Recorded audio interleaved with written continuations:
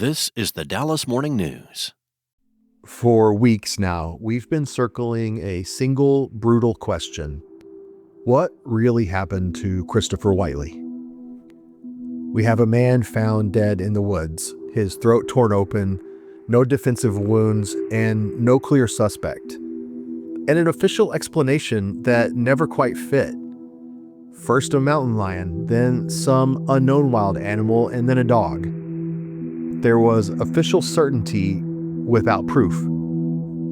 In our final episode of Kill Site, we are going to pick apart all of those unanswered questions, the ones that law enforcement never followed up on, and the contradictions they couldn't reconcile, and why those details still won't line up 5 years later. From Free Range Productions in association with the Dallas Morning News, this is Season 4 of the Unforgotten, Kill Site. I'm your host, Wes Ferguson, and this is Episode 8. What really happened?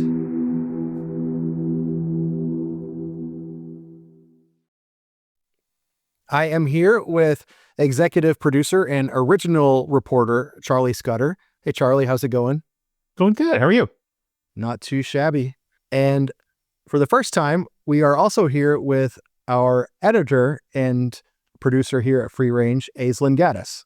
Hi, I'm excited to be here. We're very excited to have you. In this episode, we're just going to answer some lingering questions, some that we can answer, some that maybe we will give it our best shot. And Aislinn, can you go ahead and start asking away? Yeah. So first, Christopher's body was found without a shirt on. Why was he shirtless, and was his shirt ever found? That's a great question. The why is one of those questions that we just don't know right now. There's a lot of those questions, a lot of those lingering questions. The was it found? I think it was. One of the initial police reports or reports from the sheriff's office said that a deputy, when they found his bag, that there were clothes in it. It didn't list what the clothes are, but I think the shirt was found in that bag. But again, as for how it got there, why he was shirtless, what happened, that's one of those we don't know.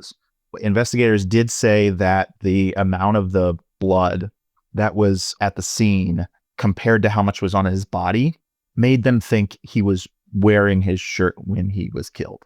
But again, that's one of those question marks. That possibility that the shirt was in his bag is not one that had occurred to me, because it doesn't actually specify, but that would make sense. And at first I was thinking, like, we know that he had some methamphetamines in his system, and it wasn't, from what I was able to research, it wasn't an amount of meth that was like toxic or anything like that, but it was enough to get him high, and meth can make you, it can warm you up. But so at first I was thinking maybe he was just on meth, he got hot, he pulled it off. It was winter, it was December, and it was like 45 degrees. It was chilly. So then maybe I thought he was like wandering around in the woods without his shirt on. But then when I went back and read some of those deputies' first reports and talking about how like he had so much blood around his neck, he had it all over his jeans and his boots, but not on his abdomen. So they thought that he was probably wearing that shirt when he was first attacked.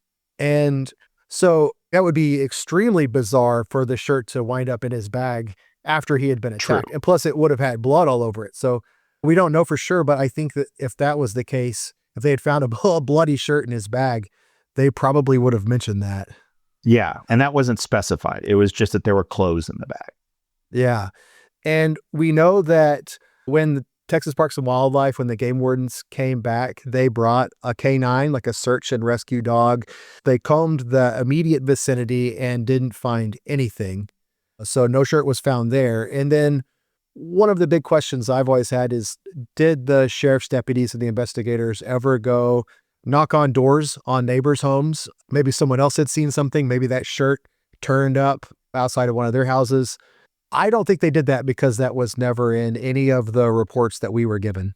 Yeah, that's my understanding too, that the investigation happened primarily on that property, and that was about it. Yeah. And another thing that was weird about Christopher's clothing situation, his shorts were pulled through his jean zipper. Why do you think that is? Yeah, that one is really bizarre. And Yeah. we also know that his belt was undone, which is strange. And one of the first deputies on the scene wrote that Christopher was wearing jeans, basketball shorts, and boxers. And he had a big tear kind of around the crotch of the jeans, and those basketball shorts had been pulled through. And they wrote as if a wild animal was pulling at them or dragging him. And there was a littler hole in the basketball shorts too. But there was no evidence in the dirt that he had been dragged, so it wasn't like his body was being pulled. So this one has always been really strange to me too. And that's one that the wildlife experts also pointed out as, to them, that doesn't make sense. That, and yet again, it's something that we heard from the sheriff's department of, well, that the fact that his shorts are pulled through his jeans shows that an animal was dragging him by the crotch. And that's one where the wildlife experts we spoke with say that's not how animals behave. That's not how, if a mountain lion or any animal is going to grab you and drag you, it's not going to be by the boxer shorts. It's not an efficient way to carry your prey.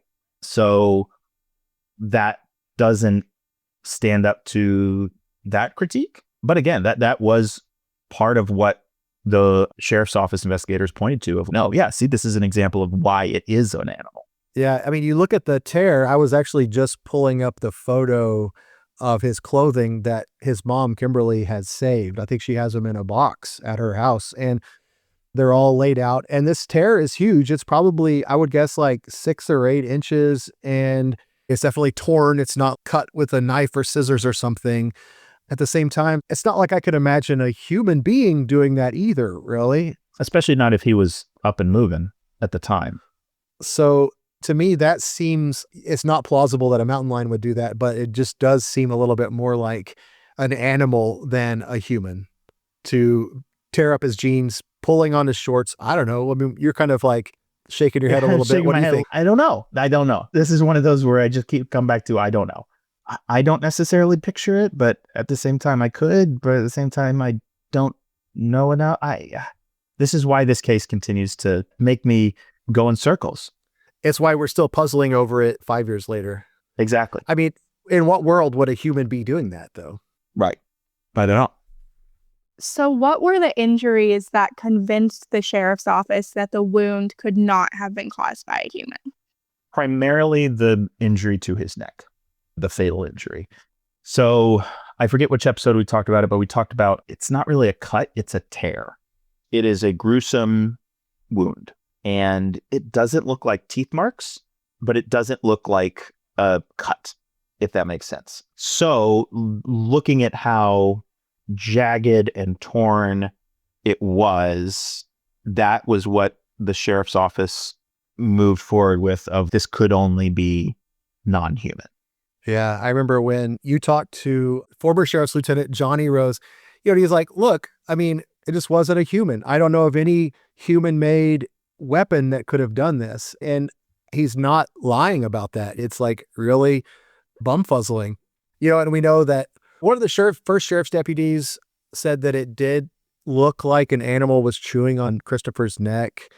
He obviously wasn't the forensic expert, who later said that there were multiple punctures and tears and scrapes. So it was not like one fell swoop, it was like this like repeated attacks.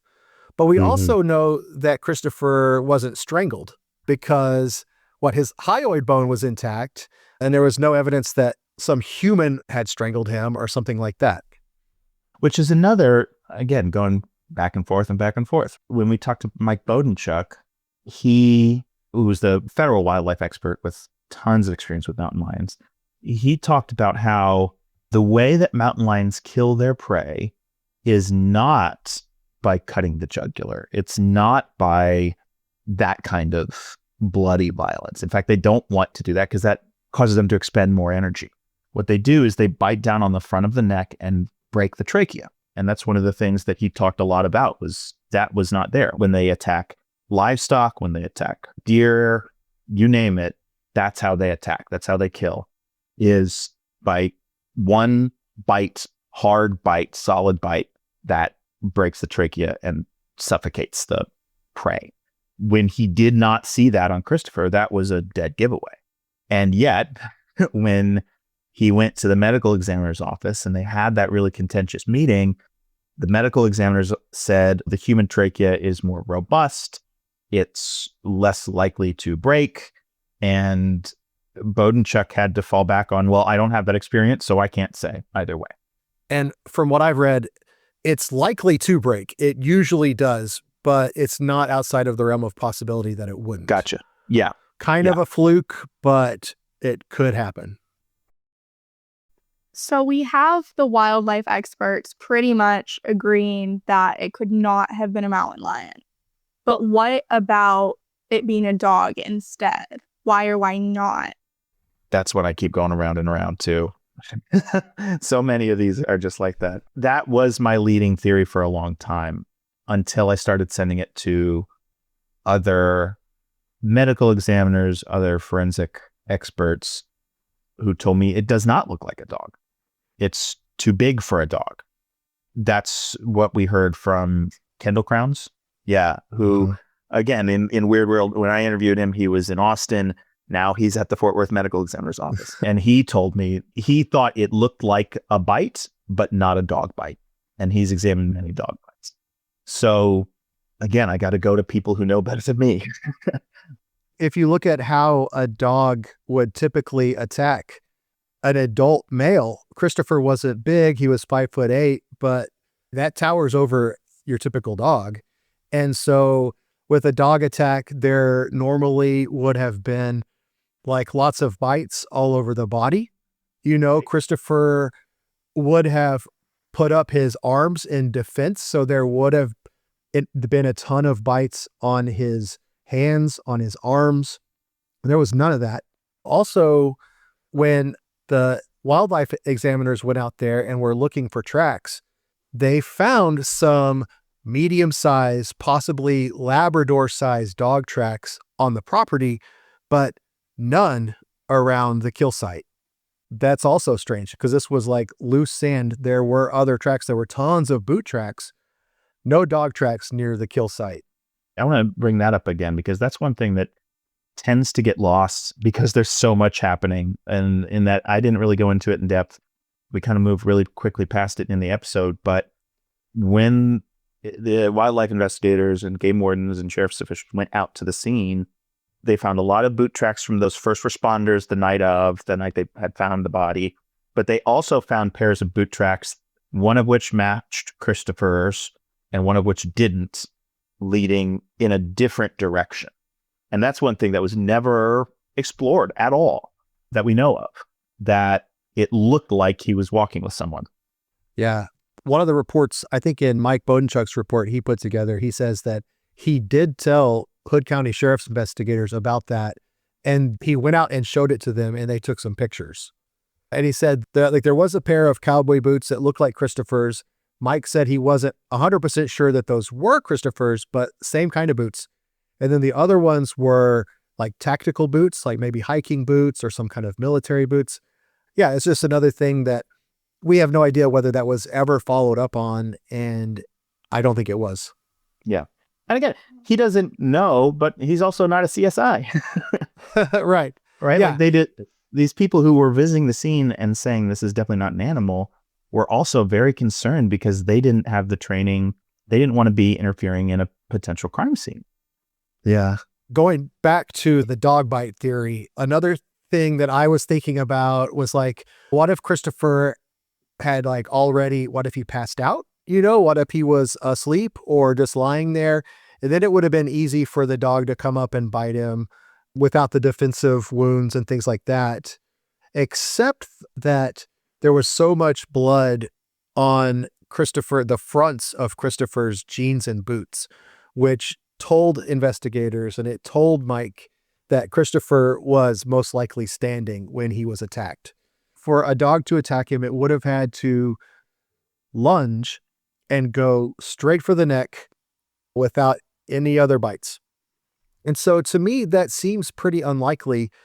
But when I talked to Mike Bodenchuk, he said that after his final meeting with the forensic examiners, and when they showed him, they pointed out Christopher's wounds and they had stapled his neck back together. I'm sorry if that's gruesome, but he said he looked at that and he said, I just don't know. Sure, maybe that could have been a dog. So now Mike says Mike's theory is also that it was a dog bite. As unlikely as that was, it's like the least unlikely thing to his mind. After the break, we hear why Mike Bodenchuk thinks a dog killed Christopher.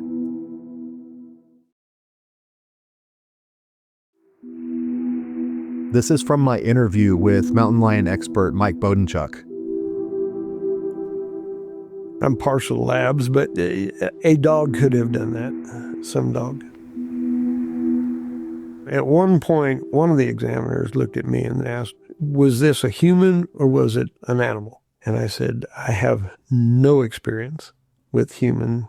I have a lot of experience with mountain lions. And this was not a mountain lion. Definitively not a mountain lion. They changed the initial cause of death to unknown animal. And I actually believe it was probably a dog. And in that regard, then maybe somebody knows about it, maybe somebody doesn't. But it did not make sense. In the photos that I was provided, the skin was torn considerably. When we met in the examiner's office, the skin flaps had been pieced back together and it looked as though it was a bite. And I support the conclusion that it was an animal bite. I have no problems with the conclusion they came of unknown animal, but my guess is dog. It's not unusual for people to hunt hogs with dogs, pit bull dogs.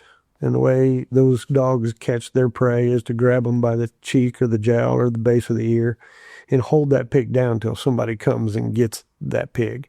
It's possible that he heard a pig squealing, went out there and found a dog and a pig locked up and tried to intervene, and the dog actually turned on him just as a reflex. We'll never know. Absolutely never know. But somehow, while he was on his knees, he got attacked. One thing I do want to ask, which I haven't seen the photos for myself, and I'm definitely not a wildlife or medical expert, but it did occur to me a few times when editing. Did anyone investigate the possibility of it being a human bite? Especially because they did not, it didn't look like a typical animal bite, as disgusting as that is to think about. I don't think so because of the size, primarily. I don't see that. It's big. And in fact, it's bigger than the mountain lion bite radius as well. So it was big. We certainly have a smaller bite radius than a mountain lion does. So I hear it. I don't buy it. Just for sheer power and size of the wound. I don't think that's something that a human could do exclusively with their mouth. Yeah, that is a wild question. So thank you for that. Humans just don't have powerful jaws. I've never heard of a human being able to rip someone's throat out. So I would assume it's not.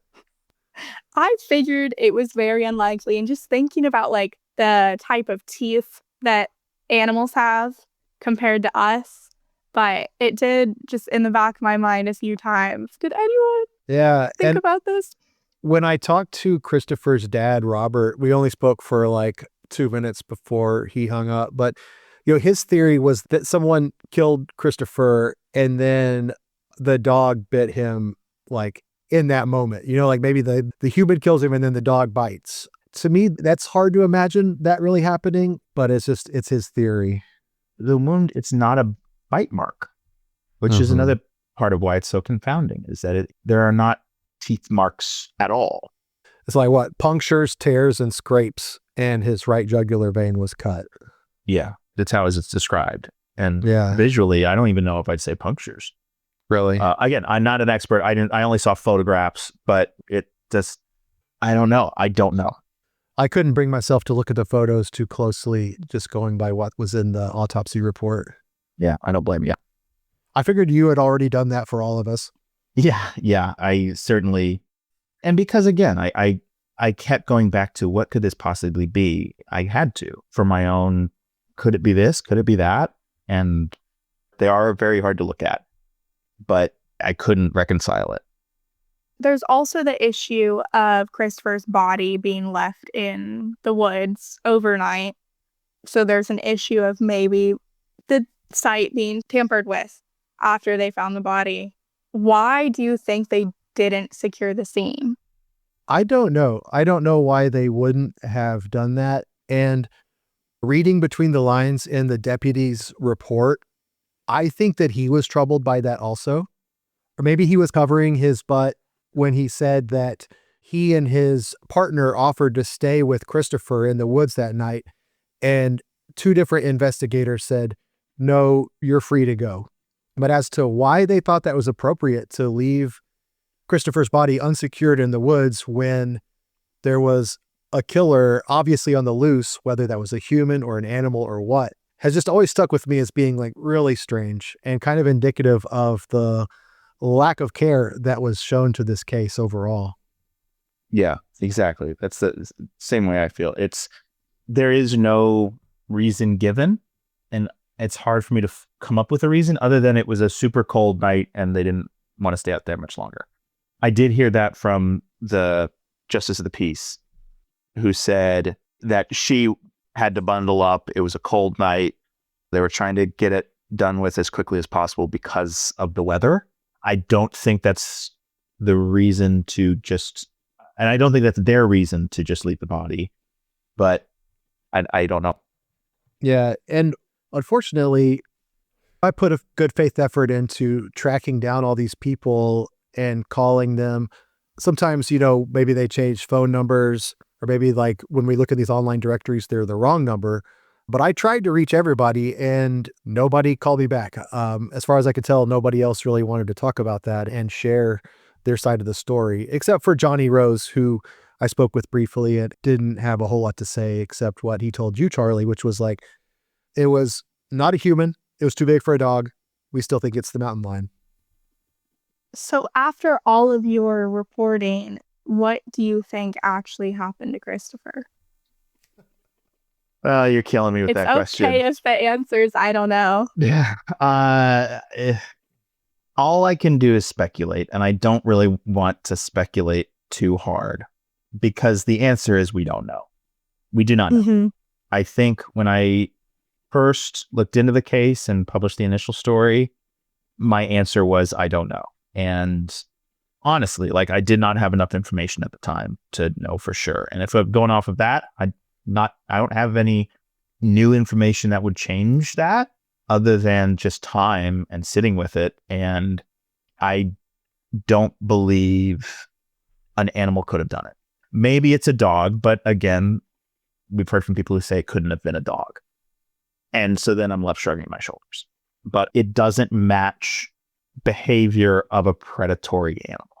Yeah, Charlie and I both came up through old school newspapers, and I think we had that propensity to speculate and editorialize beaten out of us at a young age. So I'm also extremely reluctant to just offer theories. But I also go back to how Christopher's life was so chaotic and disordered in the days leading up to his death, in the night before his death. We know that he was partying and using drugs at a house that was known to be a place where a lot of lawlessness occurred. And then for Christopher's dad to have heard all of the voices and then a kind of a commotion. And then when the deputies came out and then Christopher's girlfriend, Tyler, and her great uncle, Kenneth, both said, no one was here that night, which is the opposite of what Christopher's dad, Robert, had heard, so why was there that discrepancy?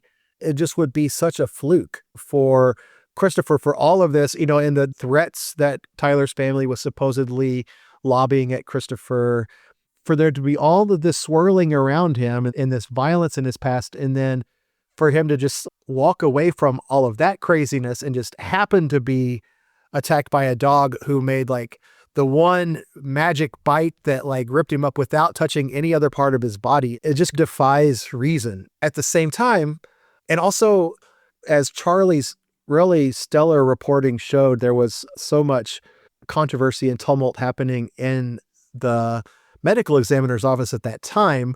And we know also that the forensic examiner first in her initial report said that Christopher had been killed by a wild animal, possibly a mountain lion. And then a few weeks later, or however long goes by, suddenly they say, it's a dog bite. We know it's a dog bite, 100% certainty, shut up and go away. So like, at what point did they change their minds from wild animal / mountain lion to we know without any question that it's a dog bite? So that also doesn't really. Yeah, it doesn't give you much confidence. And it goes back to that meeting where we get that quote, we all have to get around this dog bite thing, which is not what you want an independent investigator to be saying necessarily. And the way that meeting has been characterized is so surprising. It's not how you expect professional investigations to be conducted. And I think when you see those kinds of changes, when you see the kind of shrug, nope, we're done attitude, maybe they're right. Maybe there's nothing to be done. But again, either way, there's something has killed a human. And when something kills a human, we take some kind of action. We find the dog, we find the mountain lion, we find the human, whatever, and tend to punish them accordingly. In wildlife, that means putting the animal down. When it comes to people, we try them in a court of law. That has not been done. No one has been held accountable for Christopher's murder, period. Even if it was a dog. Exactly. No one went around to see where there's a killer dog in the neighborhood. Yeah. And given their disagreement with wildlife experts, do you know if law enforcement has ever re-examined the case and the autopsy findings, like in the 5 years since Christopher died? There's no indication of that. The case was quickly closed. But everyone we've talked to who investigated it said they have no reason to reopen it. Oh gosh, I don't have it in front of me, but I think when I talked to Sheriff Deeds briefly for comment, he said if some new thing came to light, we would reopen it, but with the intonation of there's not going to be anything new. We're done with it. I know from past experience with true crime podcasts that I've done that these shows do bring a lot of renewed publicity to these cases. And oftentimes someone from a different law enforcement entity will reach out to me. Like maybe it was originally a local sheriff's department case, and then now I'm hearing from a Texas Ranger or someone, an investigator in the AG's office or wherever. And that's happened a few times, but so far not with this. So no word that anybody else has ever picked up the investigation, has re-examined it. I mentioned earlier that Kimberly, Christopher's mom, still has his bloody clothes in a box at her house. So I could see how it would be useful to examine those for some DNA. And also like any kind of animal saliva, like long ago would have decayed and been useless. But that was one thing I thought of if someone wanted to try to like examine the bloody clothing to see if there was any kind of DNA left on that materials. But otherwise, no, nothing has happened. And remember, it was at the time sent to a federal USDA lab for testing with the aim of identifying wildlife DNA. The test they ran was not to identify human DNA or to identify individuals, right? And human DNA was found. There were some dog hairs found, some individual hairs, but that report also talked about how the condition of the evidence, it was molding, literally. It was decaying. They could not run a complete evaluation of it at the time. And this was like within a month. It was already moldy and decaying because they hadn't preserved it in any way. Exactly. And the body had been bleached. And so I agree that maybe that could be tested, but it's already been to a lab that determined 5 years ago would be very difficult to find anything solid. After the break, more leads, the details that Charlie and I still can't stop thinking about, and why I was told to stop contacting Christopher's mom.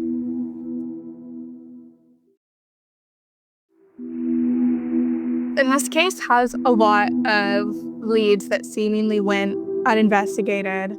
The tactical boots, his shirt being missing, things like that. Why weren't these leads investigated? You'd have to ask the sheriff's department that. It seems pretty clear that the sheriff's department reached some conclusions about Christopher, the place that he was staying that had a bad reputation.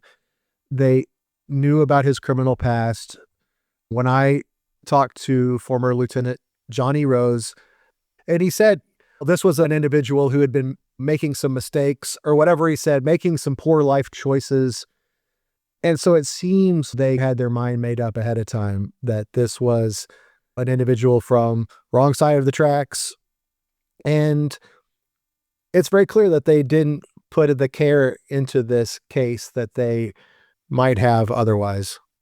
Which Wes and I, we've talked about this extensively, of that does not mean you get to be ignored by the justice system.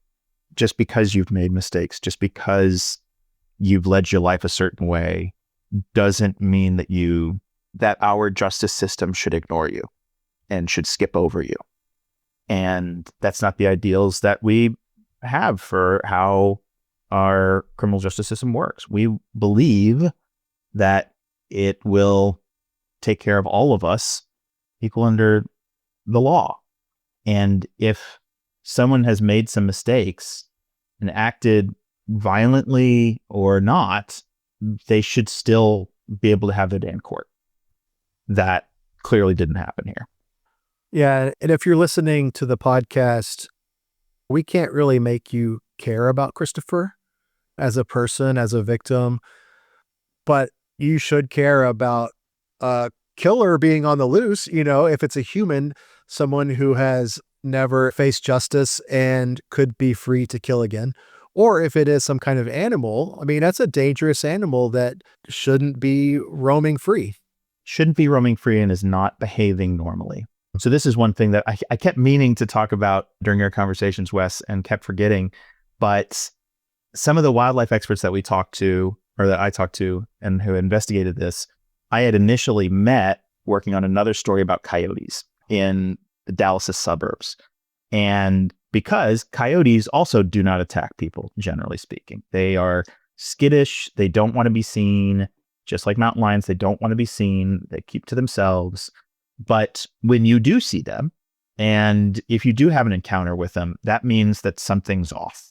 That means that something behaviorally has happened to where that pack, that individual, has become desensitized to humans enough to approach. And that's not good.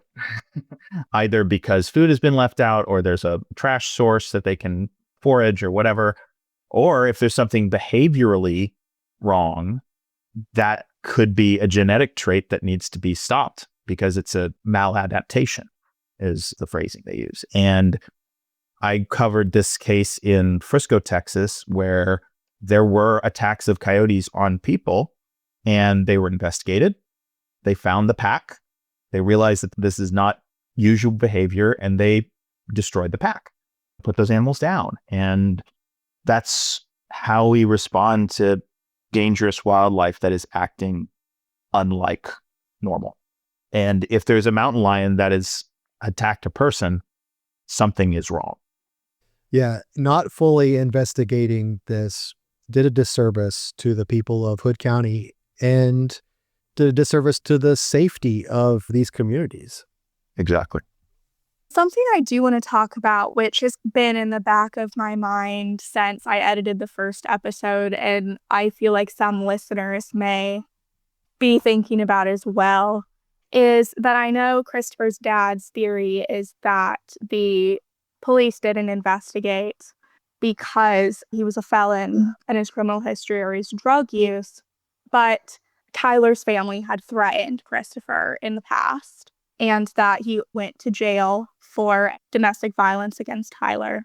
And something that I thought about is that what if there were maybe signs, or even just knowing the history, that either Tyler's family did something or that there was another domestic violence dispute, and that they killed Christopher and it was more of a battered woman situation, and that they maybe decided to look the other way because of that. And again, that doesn't, like, things should be tried in a court of law, but that's something that I thought about a lot listening to it, and I just thought that was worth bringing up. Allegedly threatening, according to Christopher's friend Polly. We don't personally know that these threats were happening, but we were told that they were happening. Oh, I was just going to say, I don't necessarily want to speculate on it, but it is one of those that's popped up like, I wonder if. But I have nothing to prove that, so I can't say. I think that any reasonable person listening to the facts of the case would speculate about that. It's an interesting theory. It seems plausible, but we just don't know because the sheriff's department, as far as we know, never asked any of those questions. They didn't follow up with Tyler. We later found out, according to her great uncle Kenneth, that Tyler's mom and her boyfriend at the time and someone else possibly were all there that night when they were partying. I don't think any of those people have been interviewed. It was just because they closed the case so quickly. These questions have never been answered. It reminds me of a Ted Lasso reference, of all things. Oh, no. There's a great scene where he mentions a Walt Whitman quote that's, "Be curious, not judgmental." And I feel like that's what is missing here, is a lack of curiosity and instead a lot of judgment. But yeah, if you're a curious person, you ask those questions and you would want to get to the bottom of this. And as a journalist, I have those questions and I've asked them and want to get to the bottom of it. But instead we have a rush to judgment, a rush to conclusions, and not a lot of curiosity. It is sad that you asked all these questions 5 years ago, and now here we are asking them all again, and we still don't have answers. Yep. So I also want to ask, you both have spent a while looking into this case. Are there any details or just parts of the case that, like, you can't stop thinking about, that stick out to you the most? Just what popped into my head was still wondering what happened at the house that morning when Christopher called his dad, said he needed a ride, and said he had to go deal with those people, and there's this commotion, and his dad's hearing voices, and then his dad drives all the way there, and his son never appears. I just would really love to know what was happening in the house in those moments. And that's something that I think that law enforcement could follow up on. They could go back and talk to these people and try to find out what really happened. Yeah, again, because I spent time looking at it, I think back to the wound. And I don't want to say it haunts me, that's too dramatic, but it's in my head. It's burned in my head and I can picture it. And I cannot fathom how it happened. I keep going back to that. What instrument could have done this? That's something that you have studied now that you're no longer with the newspaper. You're a journalism professor at SMU, and that trauma-informed reporting and how to, I don't know if cope with the work is the right word. So how do you live with what you've seen? And how do you continue to do the work? That's a great question. I am a lot better at it now than I used to be. And I think around the time I started working on this story, I was starting to get better at it. Because there was a time in my career where I was not good at it at all. I went on a lot of walks. I was working on early 21, so we were still on lockdown, still at home. I went on a lot of walks. I would take a break, go for a walk around my neighborhood, and then come back and keep working on it. So I did a lot of that. I do a lot of meditation. And I wouldn't do this, and I wouldn't go back to those images, and I wouldn't go back to the story if I didn't truly believe that it was some kind of miscarriage of justice, which I do. I believe, like we've talked about extensively at this point, like this isn't just about Christopher. And it certainly is. And like justice for Christopher and his family is really important, but it's about a break in how justice is served in Hood County and in Texas. And I care deeply about Texas. It's where I'm, raised. It's where I live. It's where I work. And I remember that, and it helps me revisit and keep going. But yeah, it's tough. Have you spoken with Christopher's mom, Kimberly, to let her know what you found out? So Charlie interviewed Kimberly first 5 years ago. I talked to her also. I talked to her one time and on the phone, and then we exchanged a bunch of texts, and we had made arrangements to speak in person. And so we were figuring out what day was going to work for both of us, for me to drive up to that part of Texas where she lives. And then I didn't hear from her. And then I got an email from Kimberly's daughter, Ashley, who is also Christopher's sister, saying that I was not to contact Kimberly again, and that by bringing all of this up, I was giving her panic attacks. And so I ended up talking to Ashley, and she told me that there was a kind of an age gap there, and she and Christopher had not been close. She didn't really have much to say about him. And I asked her to go back and just see if Kimberly would change her mind. And as far as I know, she didn't. And I honored that request from Ashley not to contact Kimberly again. So I don't know if Kimberly has been listening or not. I hope that she's not listening, because this is her son that we're talking about. And I can't imagine what that wound is like for her. And to have to relive all of this would probably be unbearable. But I would love for word to get back to her that we are grateful that she took the time to speak with us at all, and that she entrusted us with this story. And I hope that she's told that we did all we could to further the story of her son, Christopher. What do you think are the broader implications of this case? That's one for the professor. Ha! Great. Well, I think we've talked about some of it. We've talked about the idea that this is a miscarriage of justice, capital J justice. Like, that's a big one, right? If Christopher's case could be mishandled in this way, what does that say about other cases? Other people at risk, other people on the margins. That presents a problem for us as a society, right? As a community. If a sheriff's office is making decisions on what crimes are worth investigating and which aren't, that's a problem. When the podcast started airing, I saw a handful of comments on TikTok I had posted, and some of the stuff we'd post on Facebook and social with the podcast, that had a ring of what we've seen kind of societally of this kind of anti-science movement of rejecting expertise, which has been concerning. There was a lot of comments along the lines of, these experts don't know what they're talking about. I see mountain lions all the time. Or, we don't pay attention to what the game wardens say. They have to see it with their own eyes or it doesn't count. But we know that they're out there, and Christopher was definitely killed by a mountain lion. And that kind of thinking rejects the expertise of people who have spent their lives studying this animal and studying how it behaves and how it doesn't, right? And to just reject that expertise outright, which also came through in some of the sheriff's reports and the reports that we've gotten from this conversation with the medical examiner's office, of just, well, you don't know what you're talking about. You don't have the qualifications to know about this. There are few people in the world who know more about this subject than the people who investigated Christopher's death. And they were basically shown the door. That's a bigger thing that I think is a potential implication of this, of we know better than XYZ experts.